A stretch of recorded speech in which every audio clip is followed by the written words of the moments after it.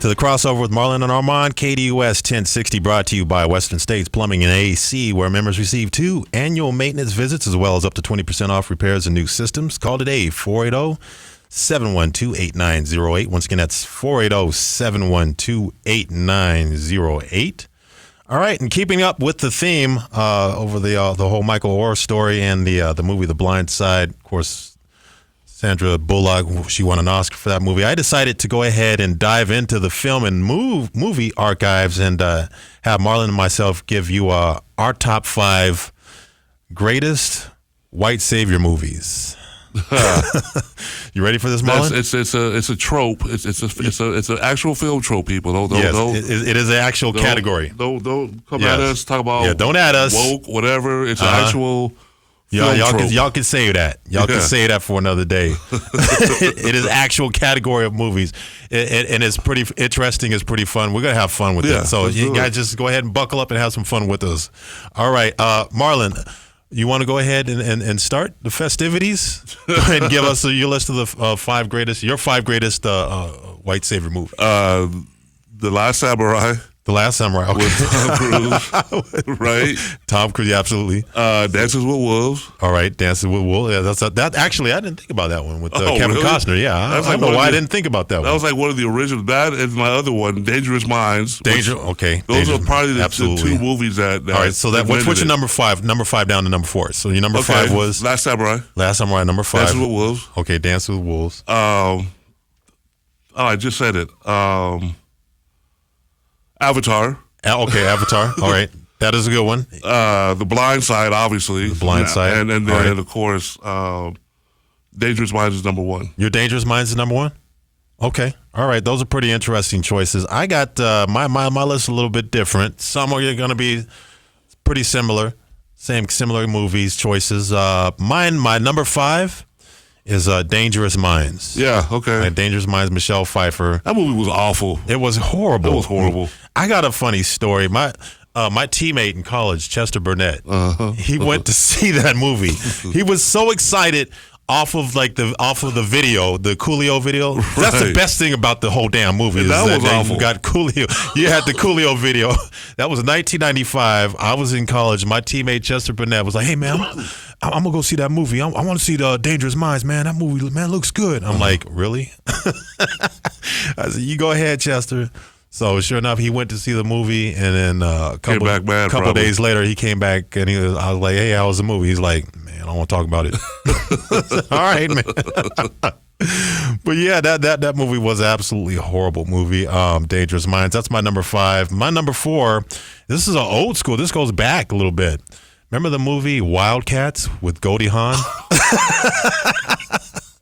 Remember that movie?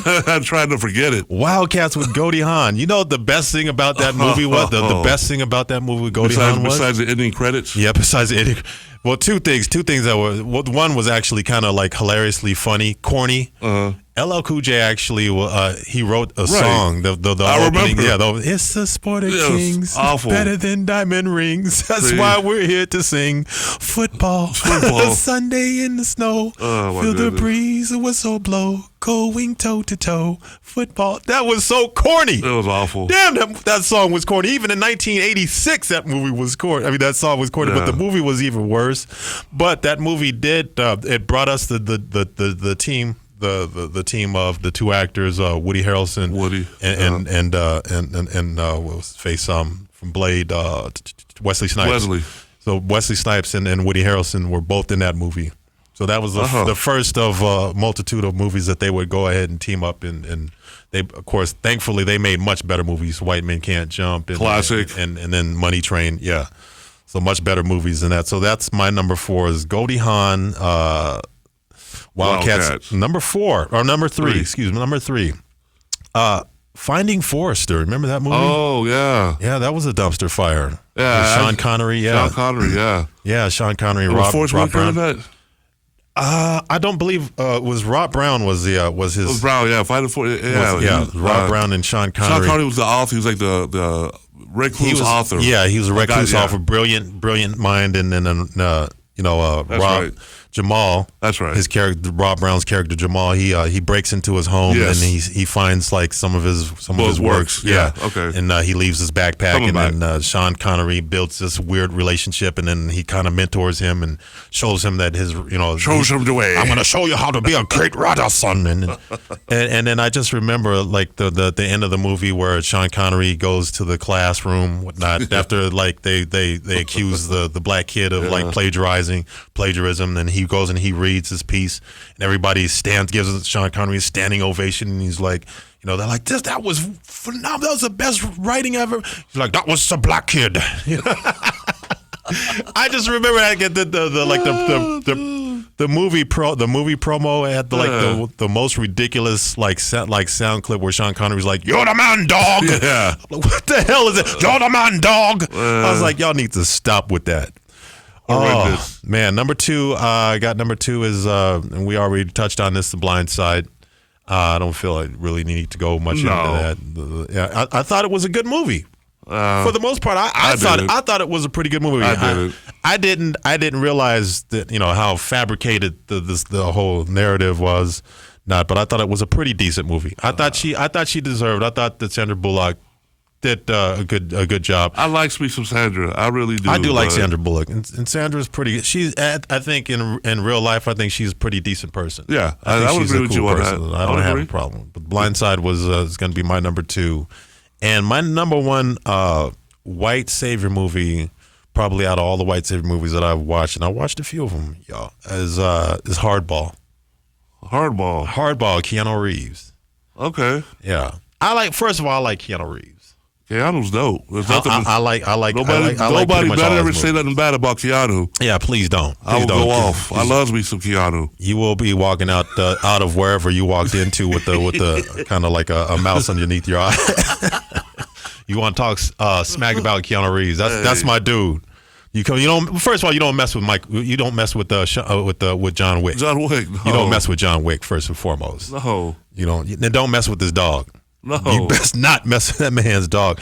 But I loved it. I did enjoy that movie. It was corny, and yes, it had its typical kind of white savior kind of stuff. Sure. But I don't care what anybody says to this day.